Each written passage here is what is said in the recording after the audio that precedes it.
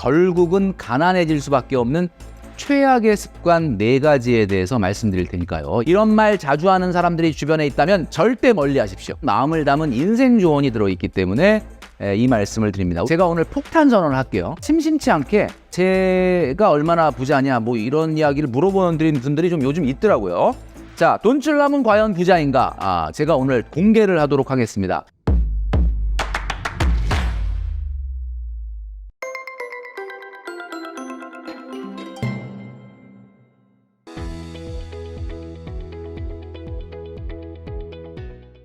네, 여러분 안녕하십니까? 돈으로 혼쭐 내는 남자 누구겠습니까? 바로 돈줄남 김경필입니다. 오늘 이 시간은 저축은 꿈도 못 꾸고 생활비를 아무리 줄이려고 해도 줄일 수 없는, 그래서 결국은 가난해질 수밖에 없는 최악의 습관 4가지에 대해서 말씀드릴 테니까요. 이 영상 끝까지 시청해 주시면 좋겠습니다.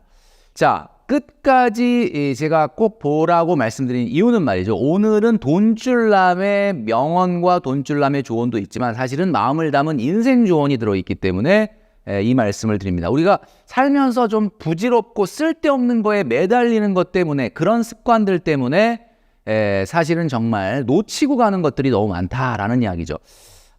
제가 고딩언바에 이제 출연을 하고 있는데 제가 많이 이야기하는 게 이겁니다. 바로 금액이 크지 않아서 별 걱정을 안 했다. 많은 분들이 작은 돈에 대해서 사실은 그렇게 크게 생각을 안 하다 보니까 뭐 이 정도는 할 수 있는 거 아닌가 이렇게 생각하는 경우가 많죠. 지속 가능한 미래를 제가 계속 말씀드리고 있는데, 이것은 조금이라도 미래의 희망이 증가하는 것을 우리가 지속 가능한 미래다. 그러니까 우리가 저축은 겉으로 보면은 별로 이렇게 수익률이 늘어나는 게 없죠. 자, 이런 식으로 쭉쭉쭉쭉 모아가다 보면 물론 절대액은 늘어나는데 그 수익률이 그렇게 뭐 그다지 높아 보이지 않습니다. 그러나 어느 순간이 되면 제가 말씀드렸죠. 어떤 특별한 계기가 생기면서 갑자기 뭔가 굉장히 좋은 기회가 생기게 되고 계기가 생기게 된다. 자, 그래서 평상시 저축을 열심히 하면 별로 안 늘어나는 것 같지만 이렇게 중간중간에 어떤 특별한 계기가 생기게 되고 그것 때문에 어떤 퀀텀 점프를 할 수 있는 그런 계기가 생기게 된다라는 거죠. 자, 제가 고딩언바에 출연하면서 이렇게 이제 가정도 방문하고 이렇게 있는데 방송 영상에서 김지민 씨가 이런 얘기를 했어요. 이런 분들, 이런 전문가분들은 과연 부자일까? 이런 질문을 하셨습니다. 제가 김지민 씨한테 오늘 답변을 드리겠습니다. 김경필 멘토님은 진짜 부자인가? 그리고 또 심심치 않게 제가 얼마나 부자냐 뭐 이런 이야기를 물어보는 분들이 좀 요즘 있더라고요. 자, 돈줄남은 과연 부자인가? 제가 오늘 공개를 하도록 하겠습니다.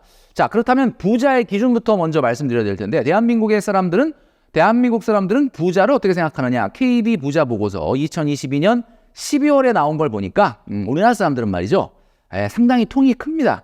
미국 사람들은 220만 달러, 그러니까 한 29억 정도면은 부자라고 생각을 하는데, 우리나라 사람들은 적어도 46억은 있어야 된다, 46억 5천은 있어야 된다, 이렇게 이야기를 했습니다. 자, 그 기준에 제가 매일같이 보는 게 있습니다. 여러분도 많이 쓰시죠? 뱅크샐러드. 제가 매일같이 보거든요. 매일같이 통장의 잔액과 그 다음에 뭐 주식과 그 다음에 뭐 예를 들면 대출과 모든 것들이 매일매일 이렇게 정산되는 거예요. 제가 지금 공개했죠? 아직 부자는 아닙니다. 아직 부자는 아니다. 라는 얘기죠. 근데 뭐 부자까지는 지금 한 3분의 2 정도 온 것 같은데 아직 부자는 아니죠. 저는 외벌이로 27년 정도 경제활동을 했고, 흑수저로 시작해서 뭐 이 정도면 그래도 괜찮은 거 아니냐라고 생각할지 모르지만, 워낙 대단한 유튜버들이 많지 않습니까? 뭐 수백억 있네, 수천억 있네, 뭐 이런 분들이 있다 보니까 저는 이제 사실 부자는 아니다라는 이야기죠. 자, 그런데 실제 부자는 순자산 기준으로 우리가 보통 상위 10%를 부자다 이렇게 얘기하는데, 우리나라는 지금 조사를 보니까, 통계청의 자료를 보니까 순자산으로 10억 8천 이상이 있으면 일단 10% 안에는 들어간다라는 이야기를 한다고 하네요. 자, 요 기준으로 보면은 뭐 글쎄요, 뭐 요건 됩니다. 요건 되는데 아직 46억 5천이라는 순자산에는 좀 못 미치고 있다, 이렇게 이제 생각하고, 저는 절대 여러분들에게 부자가 되라, 부자를 지향하라 라고 돈줄남을 이야기하지 않죠. 무슨 이야기냐면 우리가 경제적 안정을 이루는 것이 먼저다라는 것을 늘 말씀을 드립니다. 그래서 박미선 씨가 이런 대답을 하셨어요. 김지민 씨가 저런 분들은 정말 부자일까? 돈줄남은 부자일까? 라는 질문에 박미선 씨가 정말 정답을 얘기했죠. 여기 써 있지 않습니까? 부자가 아니어도 가난하지는 않을 것이다. 이런 이야기를 했죠. 부자가 되기 전에 여러분 항상 말씀드리는 거지만 가난해질 수밖에 없는 비정상적인 생활 습관, 우리가 연연해하고 매달리는 그 습관을 버려야 됩니다. 자, 지금부터 공개하겠는데요.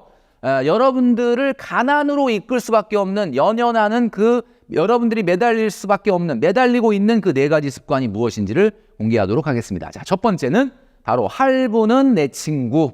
자, 여러분 이해가 되시죠? 일단 긁고 보는 버릇입니다. 이거는 습관이라는 말을 하기가 좀 그래. 할부는 내 친구. 일단 긁고 보는 버릇. 혹시 여러분도 있으신가요? 나눠서 보여주면은 쉽게 수용하는 소비 심리가 있죠. 자, 이게 바로 자본주의 마케팅의 기본입니다. 나눠서 보여주면은 결제하는 금액이 굉장히 작아 보인다라는 겁니다. 자, 이번 달 카드값 중에 여러분 할부가 차지하는 비중이 얼마입니까? 만약에 여러분들이 25% 이상이 할부라면 여러분들은 할부 중독이다. 또는 여러분들은 렌탈 중독일 수도 있다라는 거죠.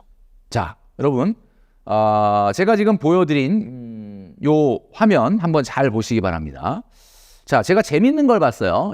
그 TV를 돌리다가 홈쇼핑입니다. 자, 여러분 이거 보이시죠? 이 굿땡, 굿땡 아주 여러분 좋아하시는 거죠? 자, 가방의 크기가 얼마냐? 그 모델하고 한번 비교를 해보세요.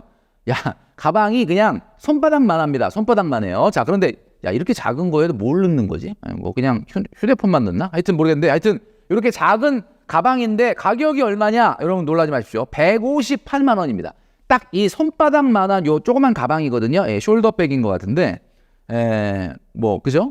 158만 원이에요. 와, 진짜. 근데 여러분 더 놀라운 건 뭔지 아십니까? 무이자 24개월 보이시죠? 이거를 무이자 24개월로 사라고 지금 광고를 하고 있는 거예요. 여러분 더 놀라운 거는 요 며칠 있다가 더 놀라운 장면이 목격이 됩니다. 자, 똑같은 백이죠?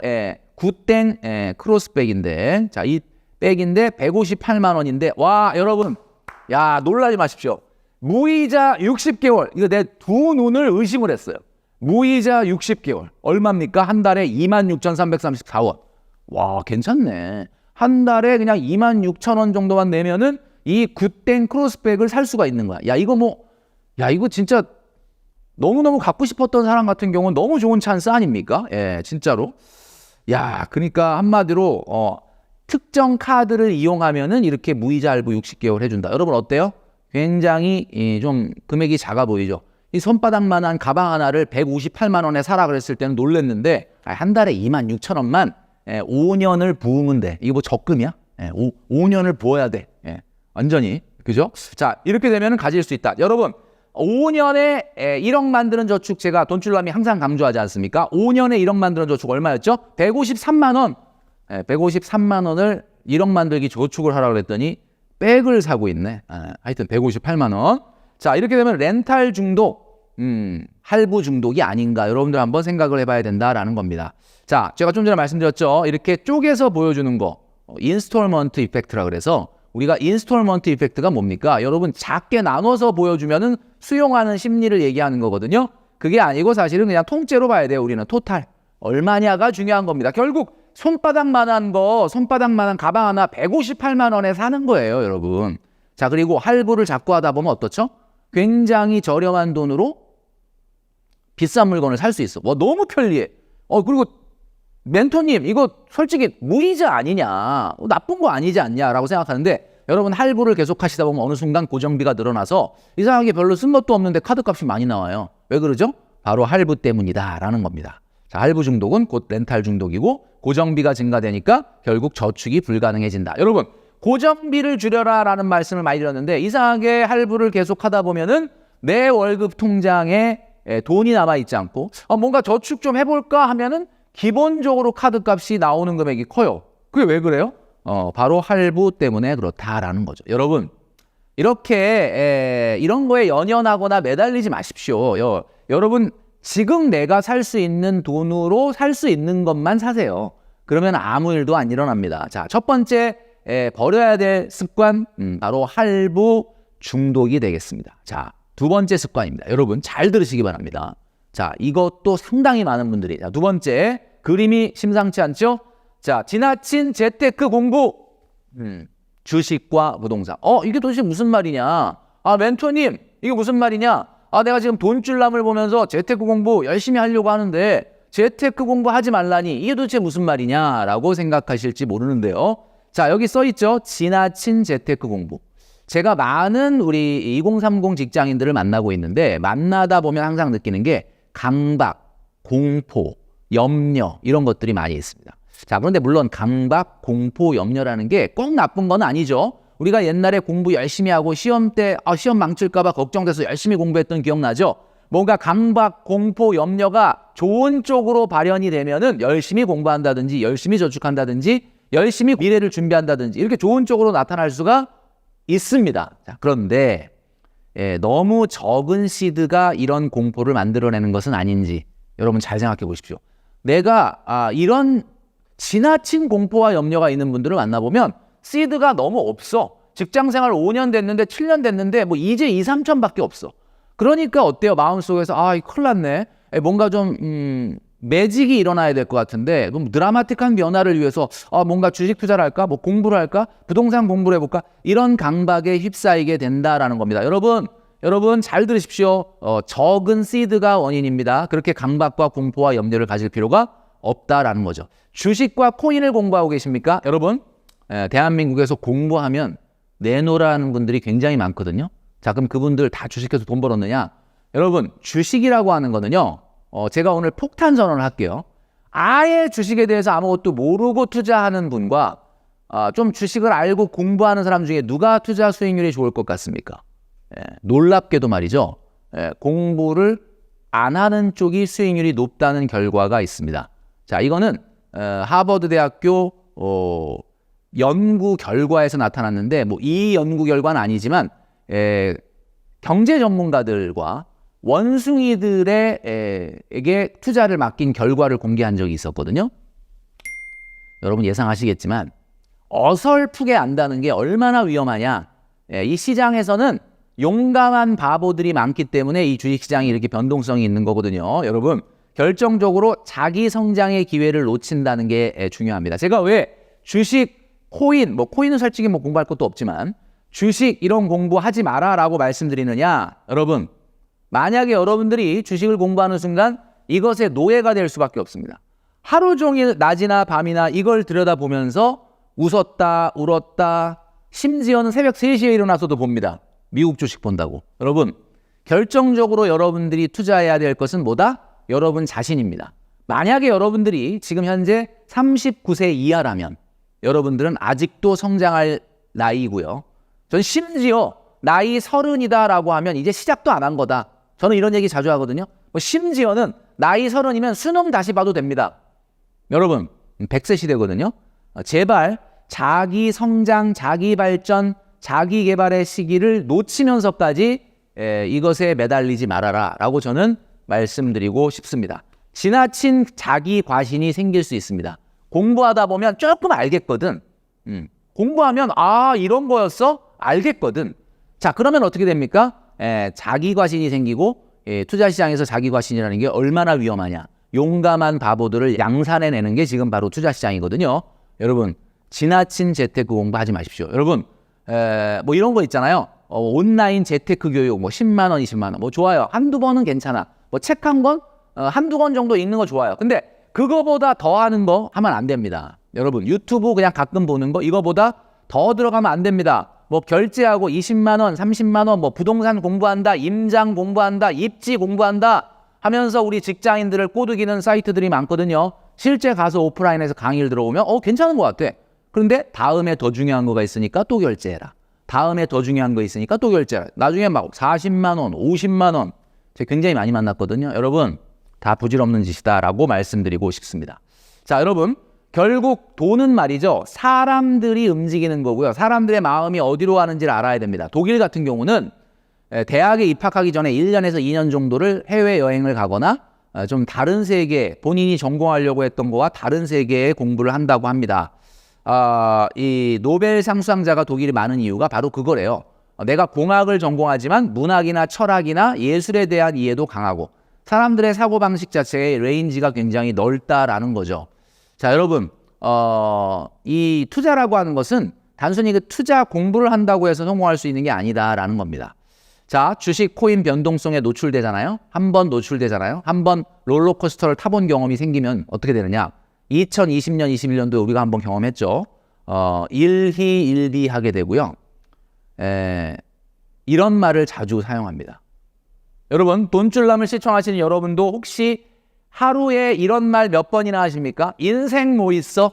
여러분, 인생 뭐 있어라는 말을 하시는 분 피하십시오.